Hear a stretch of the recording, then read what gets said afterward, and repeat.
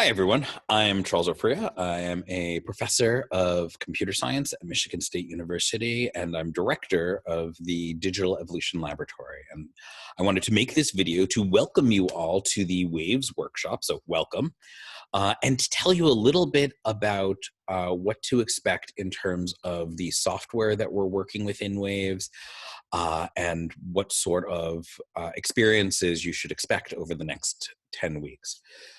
So first of all, the goal of this workshop is really in order to give the people who are participating experiences in working on a real world software project that will hopefully have lots of impact in various areas of science and education, as well as to advance that project itself, right? So we're trying to meet both of those goals there. And uh, we are going to cover a bunch of topics now that we will also touch on in orientation that you're going to get to hear quite a bit more about.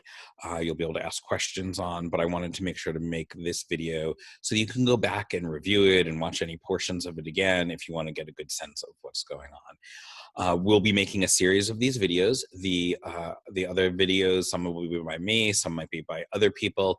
We'll go much more into detail on some various topics that are relevant here.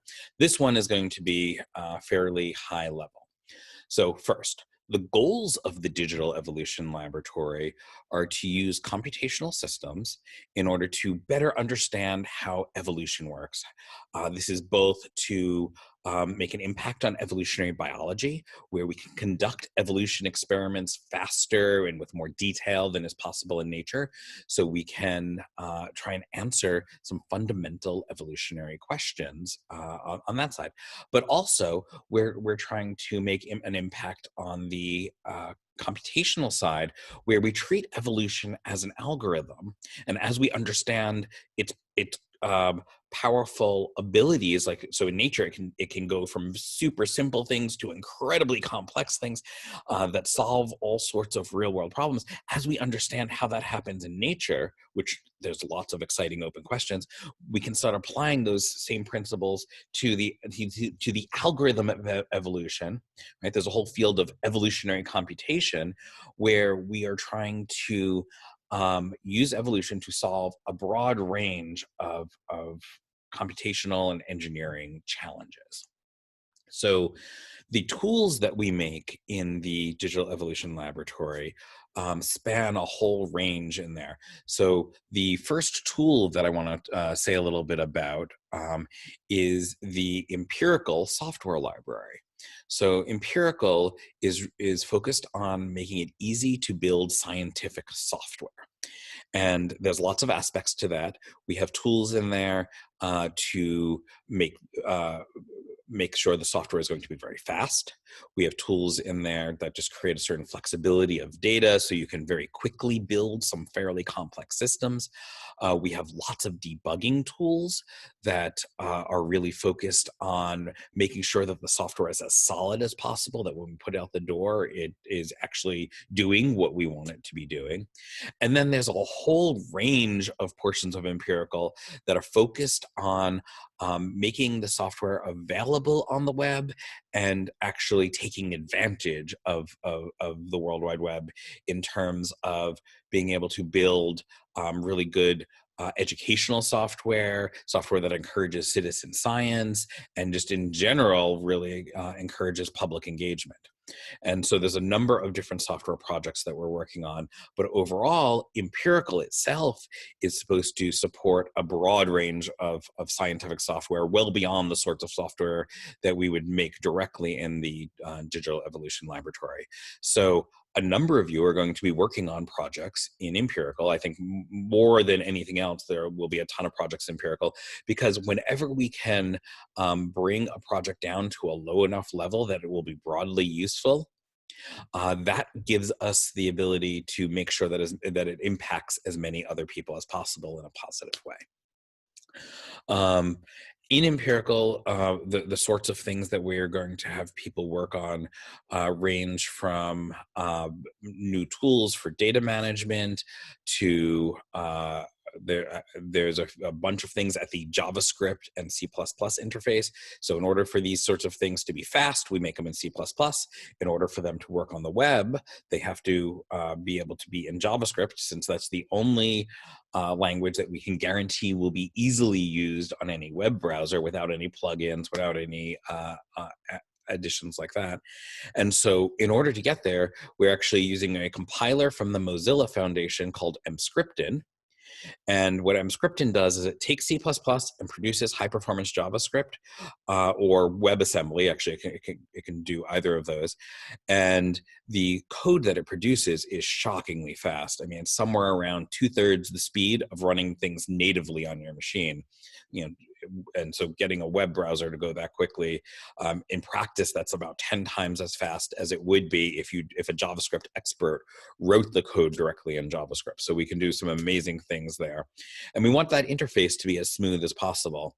And so for those of you comfortable with both JavaScript and C++ or interested in learning more about the other, there are a number of visualizations on the JavaScript side that we want to be able to control with data on the C++ side. There are some simple interface things like having a file generated on the C++ side and making sure that someone in the web browser can download that file easily.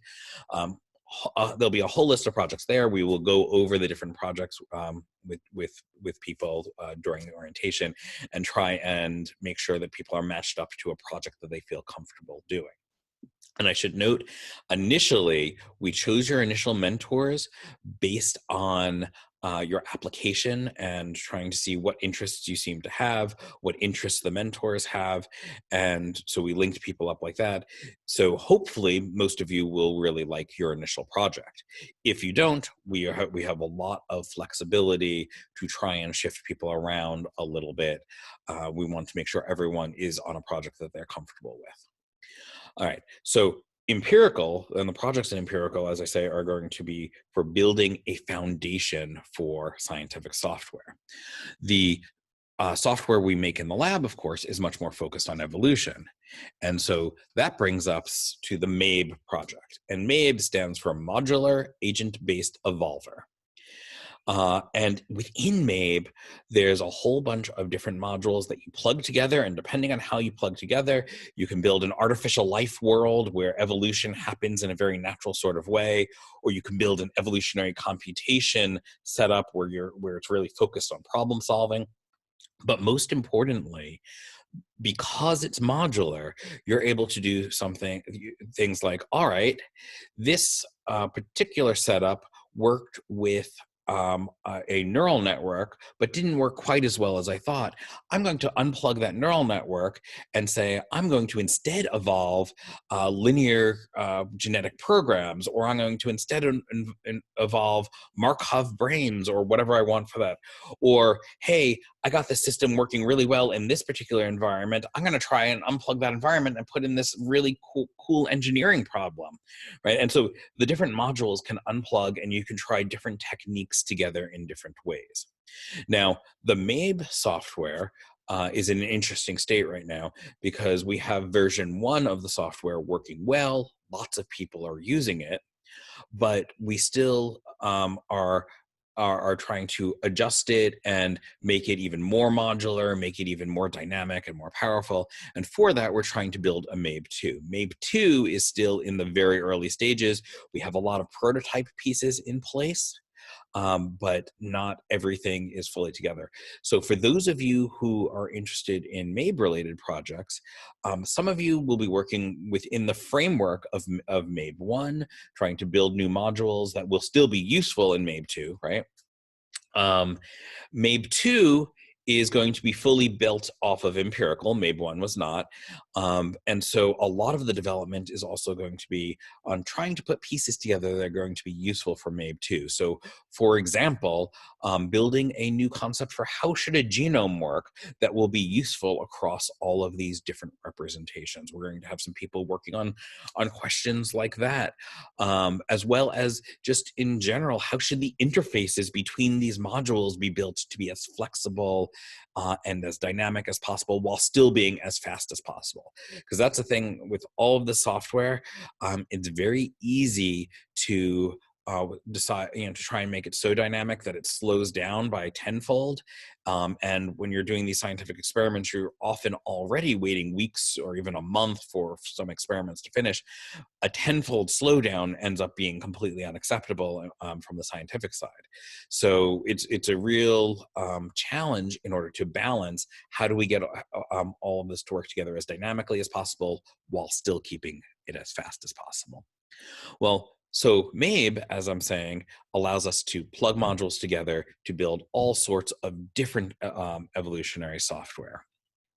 One very specific piece of evolutionary software that has been a big focus in the lab is Avita, right? And so we have both the research version of Avita and we have Avita Ed, which is the educational version of the software that is used in lots of biology classes around the world, hundreds of biology classes around the world, in order to teach some fundamental principles of how does evolution work.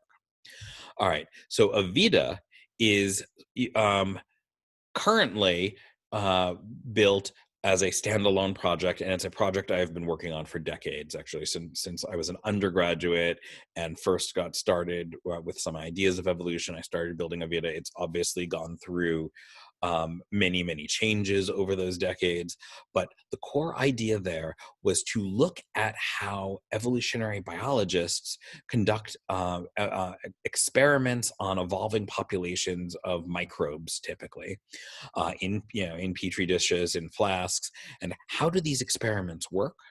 And can we mimic this experimental structure, these experimental protocols in a computational system so that we can really look at these two sorts of systems in parallel and give a lot of feedback to the biologists about ideas behind evolutionary dynamics? And this project has gone extremely well. But the current versions of Avita that we're working with are very old. And a major goal is to build Avita 5 and Avita Ed 5. So the version 5 for each of the pieces of software that are going to be entirely web-based, that are built entirely on MABE and empirical, and continue this chain along. So the portions of MABE 2 that we're putting together are going to be especially critical for building Avita, which of course is critical for Avita Ed. And really going forward, Avita and Avita Ed are going to share the exact same core and many of the same interface elements.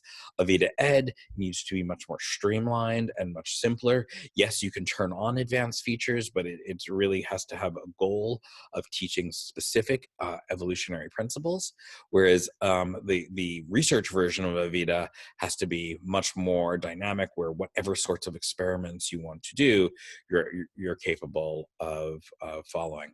So in terms of this workshop, we're not going to be working very much with the existing versions of Avita. We're going to be building components toward Avita 5. Avita Ed, on the other hand, Avita Ed 4 hasn't been rolled out yet. We're aiming for somewhere over the next 6 months. And so there are some components on there. So those of you who want more of a pure JavaScript project, Avita Ed 4 is going to have a lot of things for you there. Because the interface is built very separately in JavaScript in Avita Ed 4, and we would love to complete that rollout. But then Avita Ed 5 will be based off of this entire new chain that we're developing, and that is going to really have a lot more to do with all the pieces we're building up. And as we build each of these pieces, we're going to be thinking about, all right, how will this be useful for Avita Ed 5? So as I said, this I recognize is very high level. We're going to be going into much more detail with all of this, but my goal in this video was just to give you that high level feel of what are these software projects, what sorts of things are we going to be working on. And as we work on other videos, I think a lot more of these concepts will also come into context. Feel free to build up your questions for our orientation or thereafter. If you have any big questions, feel free to contact me, contact Matthew, who's been doing an amazing job pulling all the logistics together for this workshop, or contact your individual mentors. The mentors should be in very regular contact with you. You should be meeting with them on an almost daily basis as this workshop goes on. You will be meeting as a group a couple of times, once a week, for more of a, hey, let's all talk about where we are in our projects. Different people might be focused on different times, but in particular, if you're having challenges with your project, that we can brainstorm as a group. If we're trying to figure out how different people's projects are going to fit together and make sure that all works, that'll be happening in that weekly meeting. And then we'll have a second meeting every week that's going to be more of an enrichment meeting, where we're going to focus on topics of interest to you. So we haven't completely finalized these topics yet, but they're all going to be topics that will either be, all right, how does this concept in C++ work, or in JavaScript, or how do the software engineering principles come together? How does the scientific method work and interface? How do you build good scientific software where you're really paying attention to make sure things are solid? And we're going to be putting forth a whole suggested series of topics that I think are going to be very valuable for most of you to understand. I'm happy to talk quite a bit, for example, about for those of you considering grad school. I know a couple of you have already gone to grad school, but what is the graduate experience like? What could career paths look like in academia, as well as career paths in industry? And should you consider a PhD in for either direction?